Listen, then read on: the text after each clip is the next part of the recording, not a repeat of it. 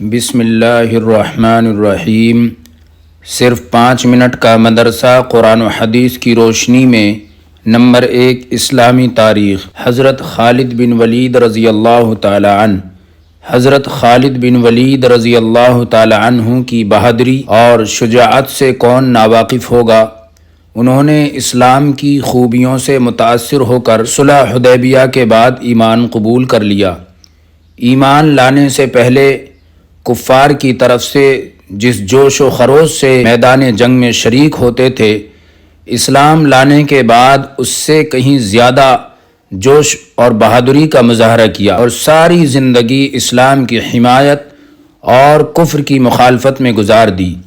ایمان لانے کے کچھ ہی عرصے کے بعد 8 ہجری میں غزوہ موتا کا واقعہ پیش آیا، جس میں مسلمانوں کے امیر زید بن حارثہ رضی اللہ تعالیٰ عنہ، جعفر بن ابی طالب رضی اللہ تعالیٰ عنہ اور عبداللہ بن رواحہ رضی اللہ تعالیٰ عنہ باری باری شہید ہو گئے۔ پھر حضرت خالد بن ولید رضی اللہ تعالیٰ عنہ امیر بنائے گئے اور اللہ تعالیٰ نے ان کے ہاتھوں مسلمانوں کو فتح عطا فرمائی، کامیابی عطا فرمائی۔ فتح مکہ کے موقع پر بھی رسول اکرم صلی اللہ علیہ وسلم نے ان کو لشکر کے ایک حصے کا امیر بنایا۔ حضور اکرم صلی اللہ علیہ وسلم کی وفات کے بعد حضرت ابو بکر صدیق رضی اللہ تعالی عنہ نے ان کو مرتدین سے قتال اور مسلم کذاب سے جہاد کرنے کے لیے بھیجا، جس میں ان کو فتح نصیب ہوئی۔ اسی طرح روم و فارس کی فتح میں بھی ان کا بڑا دخل رہا ہے۔ انہی صفات کی وجہ سے رسول اکرم صلی اللہ علیہ وسلم نے ارشاد فرمایا، خالد بن ولید اللہ تعالیٰ کی تلواروں میں سے ایک تلوار ہیں، اس کو اللہ نے کفار و مشرکین کے لیے نیام سے نکال رکھا ہے۔ نمبر 2، اللہ کی قدرت۔ جانوروں کے فائدے۔ اللہ تعالیٰ نے دنیا میں جتنے جانور پیدا کیے تقریباً سب انسانوں ہی کے فائدے کے لیے ہیں۔ کوئی سواری کے کام آتا ہے تو کوئی بوجھ ڈھونے کے کام آتا ہے، کسی کا گوشت کھاتے ہیں تو کسی کا دودھ پیتے ہیں، مزید یہ کہ دودھ سے ملائی، مکھن اور گھی نکالتے ہیں اور طرح طرح کی مٹھائیاں بناتے ہیں۔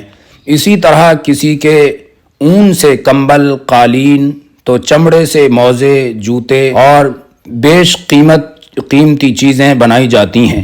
یقیناً اللہ تعالیٰ نے ہر ایک چیز کو انسان کے فائدے ہی کے لیے بنایا ہے۔ نمبر 3، ایک فرض کے بارے میں۔ صرف اللہ کی عبادت کرو۔ قرآن میں اللہ تعالیٰ فرماتا ہے، تمہارا معبود حقیقی تو ایک ہی معبود ہے، اس کے سوا کوئی عبادت کے لائق نہیں ہے، وہ بے انتہا مہربان، نہایت ہی رحم کرنے والا ہے۔ نوٹ: آیت کے ترجمے سے معلوم ہوا کہ عبادت کے لائق اگر کوئی ذات ہے تو وہ صرف اور صرف اللہ ہی کی ذات ہے، لہذا ہم سب پر اسی کی عبادت کرنا فرض ہے۔ نمبر 4، ایک سنت کے بارے میں۔ گھر کے کام میں ہاتھ بٹانا۔ حضرت عائشہ صدیقہ رضی اللہ تعالی عنہا سے پوچھا گیا کہ گھر میں حضور اکرم صلی اللہ علیہ وسلم کیا کام کرتے تھے؟ حضرت عائشہ صدیقہ رضی اللہ تعالی عنہا نے ارشاد فرمایا، آپ صلی اللہ علیہ وسلم گھر کے کام میں ہاتھ بٹا دیا کرتے اور جب نماز کا وقت ہو جاتا تو نماز کے لیے چلے جاتے۔ نمبر 5، ایک اہم عمل کی فضیلت۔ رمضان میں عمرہ کرنا۔ رسول اکرم صلی اللہ علیہ وسلم نے ارشاد فرمایا، رمضان المبارک میں عمرہ کرنے کا ثواب ایک حج کے برابر ہوتا ہے۔ نمبر 6، ایک گناہ کے بارے میں۔ چند گناہ اور ان کے نقصانات۔ رسول اکرم صلی اللہ علیہ وسلم نے ارشاد فرمایا، 4 گناہ ایسے ہیں جن کے کرتے وقت آدمی کا ایمان نکل جاتا ہے۔ نمبر 1، زانی کا زنا کرتے وقت ایمان نہیں رہتا۔ دوسرے، شرابی کا شراب پیتے وقت ایمان نہیں رہتا۔ تیسرے، چور کا چوری کرتے وقت ایمان نہیں رہتا۔ اور چوتھے، قاتل کا ناحق قتل کرتے وقت ایمان نہیں رہتا۔ نمبر 7، دنیا کے بارے میں۔ دنیا کو اہم سمجھنے کا نقصان۔